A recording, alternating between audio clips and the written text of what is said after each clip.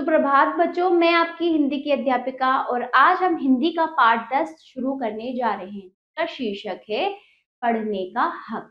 चलिए शुरू करते हैं। पाठ 10 पढ़ने का हक। ये एक चित्र पठन है। चित्रों को देखकर हमें कहानी को समझना है, कहानी को बताना है। ठीक है, पाठ का परिचय देते हुए हम शुरू करते हैं।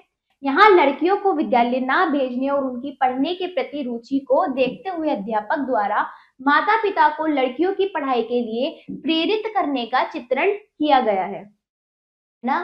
कि आजकल ऐसा होता है, आजकल तो फिर भी अब क्या हो रहा है, जैसे जैसे लोगों की सोच बदल रही है, विचार बदल रहे हैं, तो सभी बच्चों को एक समान समझा जा रहे हैं। तो अब से पहले क्या होता था, लड़कियों को पढ़ने नहीं दिया जाता था, तो उसी से ही लेकिन आजकल भी लड़कियों को पढ़ाया नहीं जाता कहीं कहीं पर। गांव हुए, छोटे छोटे शहर हुए, कुछ छोटे गांव, वहां पर लड़कियों को पढ़ने नहीं दिया जाता। तो इसलिए सभी के लिए पढ़ाई जरूरी है, उसी से ही इस पाठ से हमें प्रेरणा मिलती है। तो चलिए शुरू करते हैं। देखिए, माँ क्या कर रही है, अपने बालक यानी अपने बेटे को स्कूल जाने के लिए तैयार कर रही है, जिसमें कि उसकी बालिका यानी उसकी बेटी क्या कर रही है, घर की साफ सफाई कर रही है। ठीक है, जिसमें कि और उसको तो स्कूल जाने के लिए रोका हुआ है, बाकी बेटे के लिए वो स्कूल के लिए तैयारी कर रही है। बच्चा बच्चा क्या होता है कि देखो, पेड़ के नीचे बच्चा क्या कर रहा है, अपनी पढ़ाई कर रहा है, अपनी पुस्तक लेकर अपनी पढ़ाई कर रहा है। बच्ची क्या हो रही है, देखकर उसको क्या कर रही है, अफसोस कर रही है कि काश मैं भी स्कूल जाती, मेरा भी मन है कि मैं पढ़ूं लिखूं। ये बहुत ज्यादा अफसोस करती है दुखी मन से। और बच्चा क्या हो रहा है, अपनी पढ़ाई कर रहा है। ठीक है, पेड़ के नीचे बैठकर। फिर क्या होता है, अध्यापक ने देखा ये बच्ची क्या कर रही है, इस बच्ची का मन है पढ़ने का, पर इसके माता पिता इसको स्कूल नहीं भेज रहे हैं। तो अध्यापक माता पिता को बुलाकर उन्हें क्या कहता है, समझाता है, उनको प्रेरित करता है, मोटिवेट करता है कि देखो आप गलत कर रहे हो, लड़का लड़की सब समान, सबको शिक्षा का अधिकार है। ठीक, इसलिए आपको भी अपनी बच्ची को स्कूल भेजना चाहिए, उसका मन है पढ़ाई का, उसको पढ़ने दीजिए। माँ बाप उनकी बात चुपचाप सुनते हैं। फिर क्या करते हैं माँ बाप, अगले दिन ये अपनी गलती को मानते हैं कि हाँ, हमने अपनी बच्ची के साथ, अपनी बेटी के साथ सही नहीं किया, तो हम भी उसको स्कूल भेजेंगे। माँ बाप खुशी खुशी उसे घर आते हैं, उसके लिए नया बैग लाते हैं। देखिए, उसके लिए स्कूल के नई यूनिफॉर्म लेकर आते हैं, उसको पहनाते हैं और उसको प्यार करते हैं। माता पिता दोनों खुश हैं।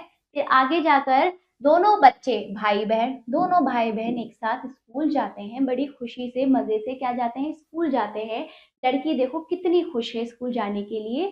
ठीक है, तो ये पाठ, छोटा सा पाठ, हमें क्या शिक्षा देता है कि हमें स्कूल शिक्षा का सभी को समान अधिकार है, हम किसी को भी शिक्षा के लिए रोक नहीं सकते। ठीक है, चलिए आगे बढ़ते हैं। पाठ का भाव, शिक्षा सभी के लिए आवश्यक है, इसमें लिंग भेद नहीं करना चाहिए। लिंग भेद यानी लड़का लड़की में अंतर नहीं करना चाहिए। शिक्षा प्राप्त करना सभी का हक है, इसमें कभी भी भेदभाव नहीं करना चाहिए। ये पाठ हमें ये सीख देता है। चलिए अब आगे बढ़ते हैं। आपने क्या सीखा, चित्र को ध्यान से देखिए और बताइए। पहला दृश्य आपको क्या बताने का प्रयास कर रहा है। दूसरे चित्र में लड़की विद्यालय के गेट से क्या देखने की कोशिश कर रही है। तीसरा, लड़की को गेट से झांकते हुए किसने पकड़ा। चौथा, लड़की के माता पिता लड़की को लेने कहाँ गए। पांचवा, अंतिम चित्र में लड़की खुश क्यों दिखाई दे रही है। ठीक है, अब ये आप तो कट ये प्रश्नों का उत्तर आपको स्वयं अपने शब्दों में चित्रों के अनुसार बोलकर देना है। पाठ में चित्र को ध्यान से देखकर नीचे दिए गए प्रश्नों के उत्तर दीजिए। ठीक है, पहले चित्र में माँ बेटे को कहाँ भेजने की तैयारी कर रही है। दूसरा, लड़की क्या कर रही है। तीसरा, बालक विद्यालय में पेड़ के नीचे बैठकर क्या कर रहा है। चौथा, घा देके लड़की कहाँ और क्यों झांक रही थी। पांचवा, अध्यापक ने लड़की के माता पिता को क्यों बुलाया। इन प्रश्नों का उत्तर आप अपनी पुस्तिका में लिखित रूप में देंगे। बताइए आपके घर में कौन कौन कहाँ जाता है। तो आपको इनके बारे में यहाँ पर स्वयं लिखना है। आप कहाँ जाते हो, आपके भाई बहन मतलब स्कूल, किस किस स्कूल में जाते हो, कहाँ कहाँ जाते हो, आपकी माता कहाँ जाती है। आपको अपने शब्दों में अपने विचार यहाँ पर लिखने हैं। ठीक है बच्चों, फिर आगे अभ्यास 2, आपको ये कार्य स्वयं करना है। इन सबके पर्यायवाची समान अर्थ वाले शब्द लिखने। ठीक है बच्चों, तो बाकी कार्य आप स्वयं करेंगे।